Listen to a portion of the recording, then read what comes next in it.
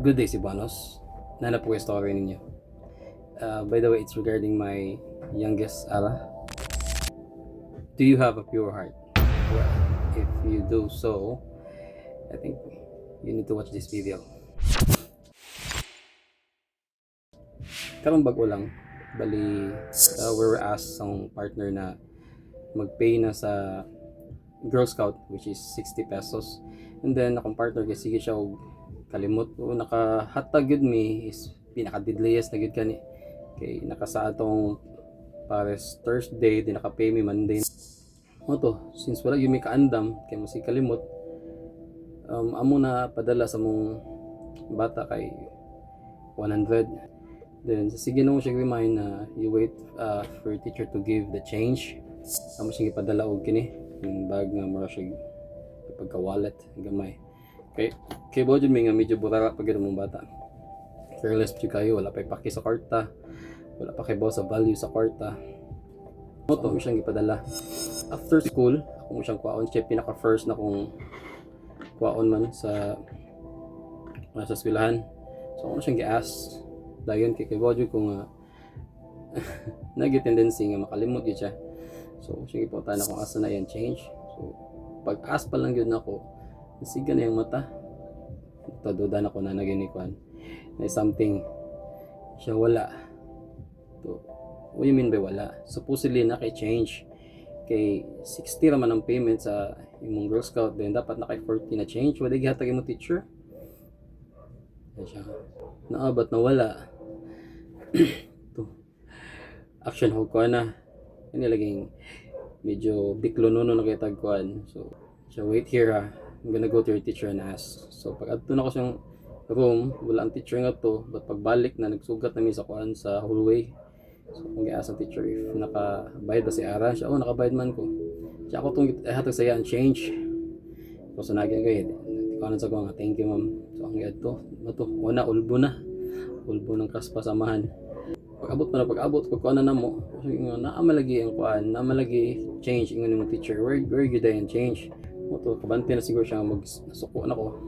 Siya nga my friend took it.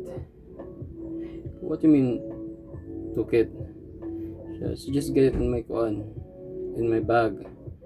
Go, did she ask for it? Siya no. She just take it.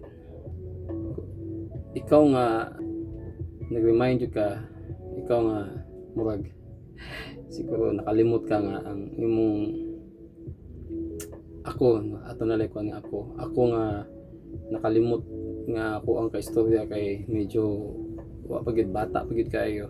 Nakahunat yung pangasaba. Muni mo na ako na siyang gingnan nga I don't think she's your friend because she's taking advantage of your kabuutan. Last time she take your food, diba? She keep on getting your food. Karon she gets your money without even asking if it's okay to get your money.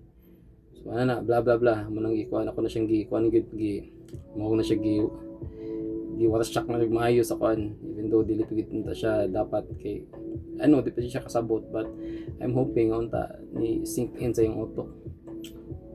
Moto naghilak na. From kuan pa lang sa motor pa lang naghilak na.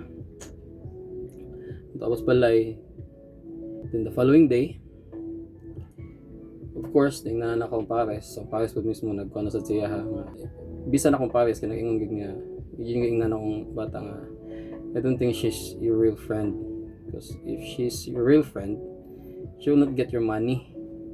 Or it would be better kung good siguro if she asked for it but wala man. She just took it to your bag. Even though you said no, she insisted to get it. So she's not really your friend. Kini pinaka amazing nga nahitabo. The following day, kuha na po ko niya since ang kaning bata is ang iya neighbor na mo siya bali silingan ra gyud mo diri sa Panamoa. Pag-abot gyud na mo gikan sa school, pag-abot na mo sa balay. Pag-abot sa motor, ang mama, ang papa sa bata ug ang bata mismo layo pa lang mi siguro mga few meters, mga I think 5 meters away, 6 meters away sa mong balay. Kaya ang katong family sa pag naraman gyud sila tungod gyud sa mong balay kay I don't know, I think natagi palit nga pan kay ang ubos sa kanang balay naman siya kining store ni baligya pan ni ano ba ni mga ginagmay baligya.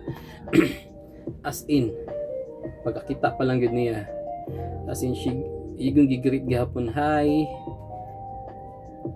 friend, as in wala pa lang to nahitabo ka to, wala pa man abot sa as in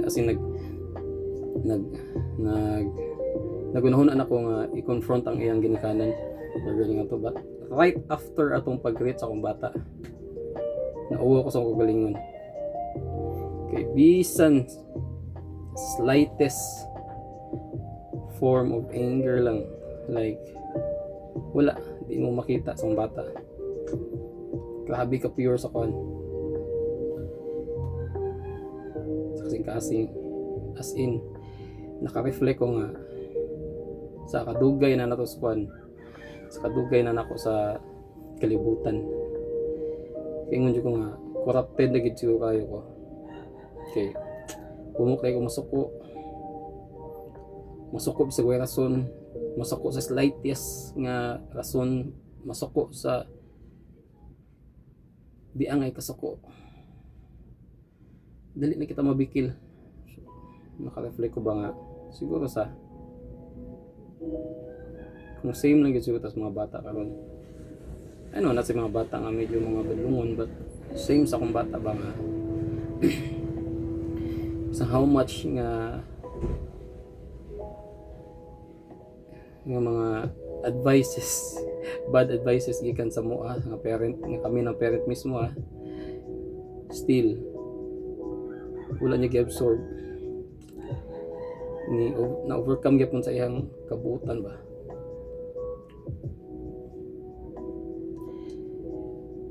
Ano makasuya ka-pure sa heart sa bata.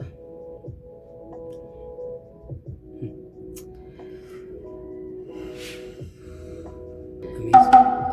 By the way, if I have vitamin C, I've been using this for a month na. I think it's effective. I don't know, makita ba ninyo? Especially sa akong hair. Ang problema gina ko before mo nag-choose ko ning vitamins is tungkol sa akong hair loss. Every time manudlay ko maligo dagi matangtang. Also kung tami sa tumo hindi gamay siya because of this one, kaning green. It's a beauty goodies, good for the hair, skin, and sa mong nails. Effective yun siya. Okay, akong hair medyo nibaga na siya, tapos wala na kayo kay hair loss. That's for one lang for a month. Then kani basta tami nimo apple cider, if medyo allergic ka sa kaaslom sa katong pure nga apple cider, it's a better option. Tam is siya matataga siya gummy candy taste niya. So nara ang link sa akong kining video, so add to mo order if you like this. Adjust amping mo pirme. So, nga ni siya, kuhaan to. Lami.